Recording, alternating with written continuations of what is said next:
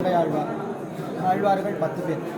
இதில் கடைசியாக அவதரித்தவர் கார்த்திகை மாதத்திலே கார்த்திகை நட்சத்திரத்தில் பிறந்தவர் இந்த திருமங்கை ஆழ்வார். இவர் கள்ளர் குலத்திலே வந்து பிறந்தார். இவர் நீலன் என்ற பெயரோட திருக்குறையலூர் என்ற ஊரில் பிறந்தார். இவருடைய வீரத்தை பார்த்து இந்த ஊர் ராஜா இவரை சித்தரசனாக அறிவித்திருந்தார். சித்தரசனா இருந்த காலத்திலே அவ்விடத்தில் திருவள்ளக்குளம் அப்படின்ற ஒரு குமுதவல்லி அப்படின்ற பெண்ணிடத்தில் ரொம்ப ஈடுபாடு ஏற்பட்டது இந்த ஆழ்வார்.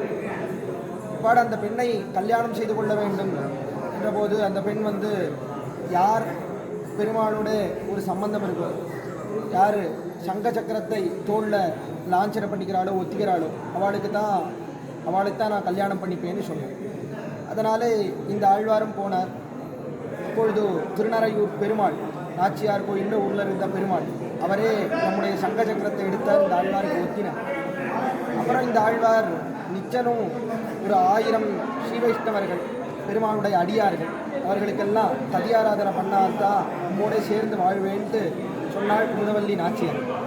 அதுக்கேற்ப இவரும் 1000 பேருக்கு ததியாராதனை பண்ணிட்டு இருந்த போது இவருக்கு நிறைய பணம் தேவைப்பட்டது, நிறைய ஐஸ்வர்யம் தேவைப்பட்டது. அதுக்கு ஐஸ்வர்யம் இல்லாததுனால சரி கொள்ளையடிக்கலாம், சில இடத்துல கொள்ளையடித்து வழிப்பறி பண்ணி அந்த ஐஸ்வர்யத்தெல்லாம் கொண்டு வந்து பெருமாளுடைய அடியார்களுக்கு ததியாராதனை பண்ணுவோம் அப்படின்னு நினைத்தார். இவருடைய 4 சிஷ்யர்கள் நீர்மேல் நடப்பான், நிழலில் ஒதுங்குவான், தோடாவளக்கன் தாழ்வுருவான் அப்படின்ற வாழை வச்சு கொள்ளையடிச்சு இருந்தார். அப்பொழுது இவரை திருத்த வேண்டும்னு நினைத்த பெருமாள் அவர் தாயாரோடு அற்புதமாக அலங்காரம் பண்ணிட்டு கல்யாண வேஷத்தில் தாயாரும் பெருமாளும் வல்லத்தில் நிறைய பணத்தோடு வந்தார். அந்தபோது இவர் பார்த்தார், இவருடைய சிஷ்யர்கள்லாம் வந்து சொன்னால் பெரிய தனிகர் வர, இவரை மட்டும் கொள்ளையடிச்சா நம்ம வருஷம் ஃபுல்லாக ததியாராதனை பண்ணலாம் இப்படி சொன்ன உடனே எல்லாரும் போனால் இவரை சுற்றிட்டார். திருமங்கை ஆழ்வார் போனார், பெருமாளை சுற்றிட்டார். கொள்ளையடித்த போது எல்லாத்தையும் கொள்ளையடிச்சுட்டார். பெருமாள்கிட்ட இருந்த எல்லா ஐஸ்வர்யம் எல்லாத்தையும் கொள்ளையடித்தார். அவருடைய மெட்டி தாயார் திருவடியில் இருந்த மெட்டி, அந்த மெட்டியை வாயாலேயே கடிச்சு இழுத்த போது அவர் கலியம்னு பெருமாள் கொண்டாடினார். ஆனால் எல்லா ஐஸ்வர்யத்தையும் எடுத்த அப்புறமும் அந்த மன முட்டைய திருமங்கை ஆழ்வாரால் தூக்கவே முடியும்.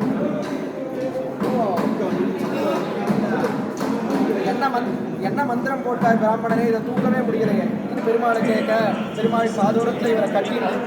இவர் காதி போரத்தில் திருவட்டாட்சர மகாமந்திரம் திருமந்திரத்தை இவருக்கு உபதேசம் பண்ணார் திருமங்கை ஆழ்வார்.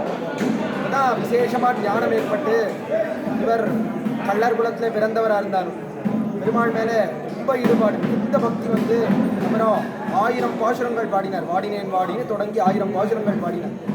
இந்த உற்சவத்தை எப்பொழுதும் எல்லாரும் நினைவிலே கொள்ள வேண்டும், எல்லாரும் திருந்தி பெருமாளுக்கு கடுமையாக வர வேண்டும் அப்படின்றத காட்டுறதுக்காகவே மார்கழி உற்சவத்தில் இந்த அத்தியன உற்சவத்தில் 8ஆம் திருநாள் அன்னைக்கு விசேஷமாக இந்த திருவேடுபரி உற்சவம் இதை ஏற்படுத்தியிருக்கார். இந்த காலத்தில் எப்படி நடந்ததோ அதே போல் பெருமாள் அவரை திருமங்கை ஆழ்வார் கொள்ளையடிக்க அவருடைய சிஷ்யர்களோடைய சேர்ந்து அப்பொழுது பெருமாள் இவரை விசேஷமாக கட்டாட்சம் பண்ண இவர் வாடினேன் வாடி பாசுரங்களை எல்லாம் பாடுவதாக அமைந்திருக்கு இந்த அற்புதமான உற்சவம். இந்த உற்சவத்துடைய இன்னொரு தனிச்சிறப்பு என்னென்னா, இந்த திருமங்கை ஆழ்வார் அவருடைய வம்சத்தை சேர்ந்தவர்கள், கள்ளர் குலத்தை சேர்ந்தவர்கள் அவர்கள்லாம் இந்த உற்சவத்தில் அவரோடு சேர்ந்து எல்லாருமே பெருமாளை இப்படி கொள்ளையடிப்பதற்காக அவருடைய தாசர்களாக அடியார்களாக எல்லாரும் வந்து பெருமாளை சுற்றி இப்படி கொள்ளையடிக்கிறார்.